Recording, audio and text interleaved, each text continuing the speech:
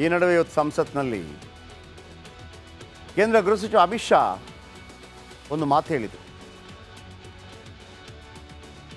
ಇದೇ sorry to say this, ಈ ಟೈಮಲ್ಲಿ ನಾನು ಹೇಳಬಾರ್ದು, ಆದರೆ ಅಮಿತ್ ಶಾ ಅವರು ಹೇಳಿದ ಕಾರಣಕ್ಕಾಗಿ ಹೇಳ್ತಾ ಇದ್ದೀನಿ.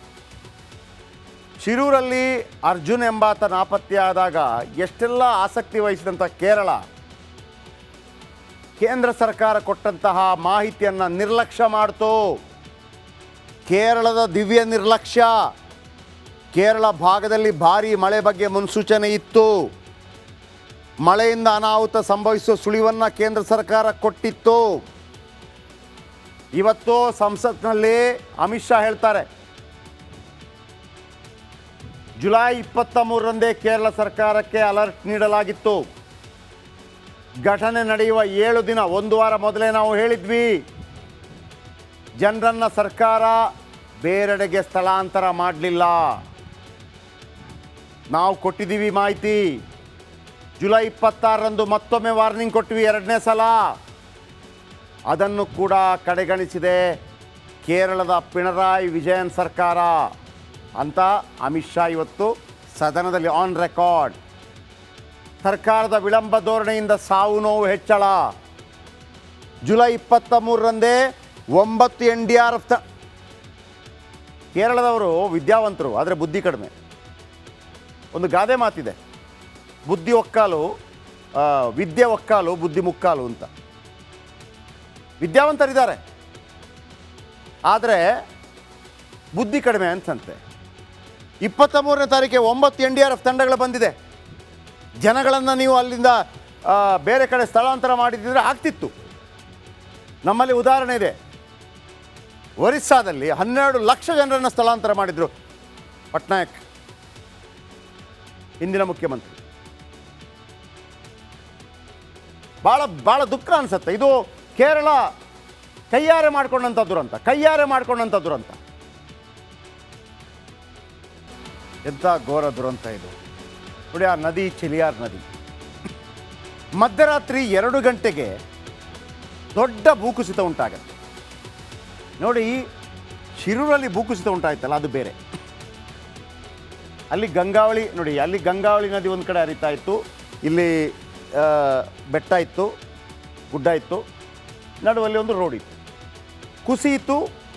ರೋಡಲ್ಲಿದ್ದಂತಹ ವಾಹನಗಳು, ಅಂಗಡಿ ಎಲ್ಲ ಕೂಡ ಗಂಗಾವಳಿ ನದಿಗೆ ಹೋಯಿತು. ಇಲ್ಲಿ ಚೆಲಿಯಾರ್ ನದಿ ಇದೆ, ಆ ನದಿಗೆ ಅದರ ಉಗಮ ಸ್ಥಾನವೇ ಈ ಬೆಟ್ಟ. ಅರ್ಥ ಆಯ್ತಲ್ಲ, ಅದರ ಉಗಮ ಸ್ಥಾನವೇ ಈ ಬೆಟ್ಟ. ನೀರು ಉಗಮ ಆಗ್ತಾ ಇದೆಯಲ್ಲ, ಆ ಜಾಗ ಮಳೆ ಆಗ್ತಾ ಇದೆ. 137 mm ಮಳೆ ಆಗ್ತಾ ಇದೆ. ನೀರು ಹರಿಬೇಕಿತ್ತು, ನೀರು ಹರಿಯುವ ಜೊತೆಗೆ ಬೆಟ್ಟ ಕೂಡ ಜಾರಿಬಿಡ್ತು. ಬೆಟ್ಟ ಜಾರೋದಂದ್ರೇನು? ಕಲ್ಲು ಬಂಡೆ ಎಲ್ಲ ಇರುವಂಥ ಬೆಟ್ಟ, ಮಿದು ಬೆಟ್ಟ ಕೂಡ ಅಲ್ಲ. ಮರ ಗಿಡ ಎಲ್ಲ ದಾಡ್ ಎಲ್ಲ ಜಾರದಾಗ ಏನಾಯಿತು, ಬೆಟ್ಟ ಜಾರಿದ ತಕ್ಷಣ ನೀರಿಗೆ ಹೋಗೋದಕ್ಕೆ ಜಾಗ ಇಲ್ಲ. 20 ಅಡಿಯಷ್ಟು ನೀರು ಬಂದಿದೆ, 20 ಅಡಿ ಅಗಲ ಆ ಕಡೆ ಈ ಕಡೆ ಹೋಗಿದೆ. ನದಿ ಟರ್ನಿಂಗ್ ಮಾಡ್ತು ನೋಡಿ. ನಿಮಗೆ ಶಿರೂರಲ್ಲಿ ಬೆಟ್ಟ ಕುಸಿದಾಗ ವೆಹಿಕಲ್ಗಳು ಬ್ಲಾಕ್ ಆಯ್ತಷ್ಟೇ. ನಾಳೆ ಹೋಗ್ಬೋದು, ನಾಡಿದ್ದು ಹೋಗ್ಬೋದು, ಅಥವಾ ವಾಪಸ್ ಹೋಗ್ಬೋದು.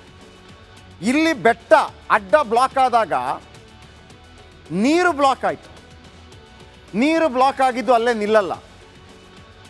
ನೀರೇನು ಮಾಡ್ತು, ಟರ್ನಿಂಗ್ ತಗೊಳ್ತು. ಅಲ್ಲಿ 400-500 ಮನೆ ಇತ್ತು, ಈಗ 45 ಮನೆ ಇದೆ.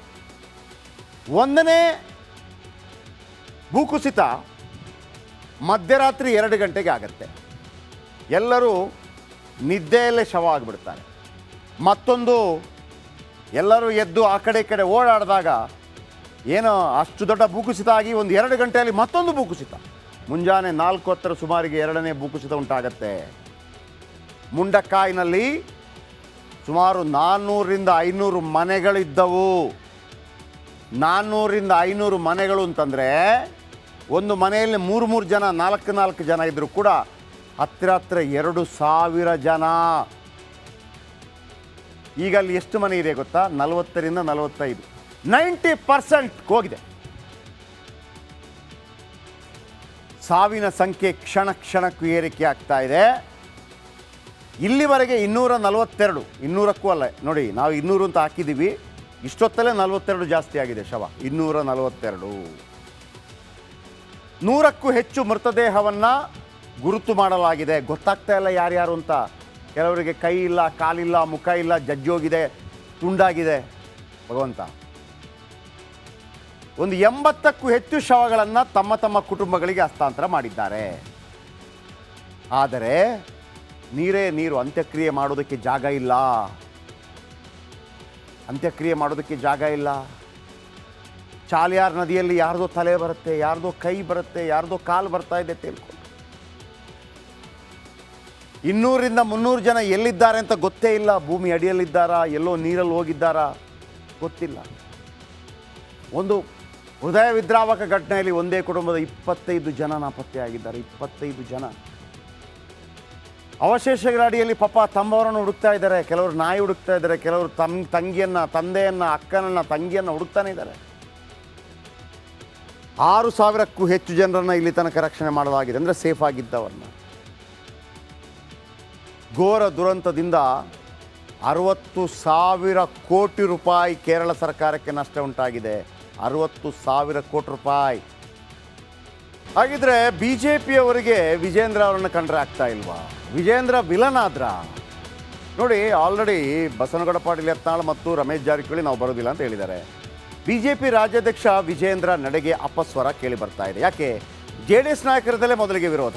ಒಂದು, JDS ಅಷ್ಟೇ ಅಲ್ಲ, BJPಯ ಪ್ರಮುಖ ನಾಯಕರಿಂದ ಕೂಡ ವಿರೋಧ ವ್ಯಕ್ತಪಡ್ತಾ ಇದೆ.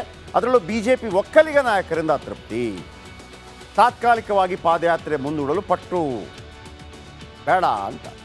ಯಾಕಂದರೆ ಒಟ್ಟಾರೆಯಾಗಿ ವಿಜೇಂದ್ರ ಇಮೇಜ್ಗೆ ಪೆಟ್ಟು ಬೀಳಬೇಕು ಅನ್ನೋ ಕಾರಣಕ್ಕಾಗಿ. HDKಗಿಂತ BJPಯವರದ್ದೇ ವಿಜೇಂದ್ರಗೆ ಕಿರಿಕಿರಿ ಉಂಟಾಗ್ತದೆ. ಯಾಕಂದರೆ CT ರವಿ ಇರ್ಬೋದು, ಸುನಿಲ್ ಕುಮಾರ್ ಇರ್ಬೋದು, ಅಥವಾ ಅಶ್ವಥ್ ನಾರಾಯಣ್ ಇರ್ಬೋದು, ಅಶೋಕ್, ಇವರು ಯಾರು ಕೂಡ ಪಾದಯಾತ್ರೆ ಮಾಡೋಕ್ಕೆ ಮನಸ್ಸಿಲ್ಲ.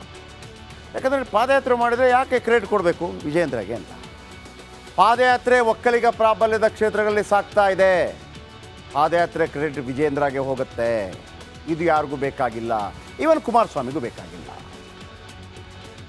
ಆಗ ಒಕ್ಕಲಿಗ ನಾಯಕತ್ವಕ್ಕೆ ಧಕ್ಕೆ ಉಂಟಾಗೋದು ಪಕ್ಕ. ತನ್ನ ಕೆಡರ್, JDS ಕೆಡರ್ ಇಟ್ಕೊಂಡು ನಾನು ಯಾಕೆ ಇವರನ್ನು ಹೆಗಲ ಮೇಲೆ ಹೊತ್ತು ಮೆರೆಸಲಿ ಅಂತೇಳಿ ಕುಮಾರಸ್ವಾಮಿ ಅವರಿಗೆ ಯಾರಾದರೂ ಕಿವಿ ಚುಚ್ಚಿದ್ರ?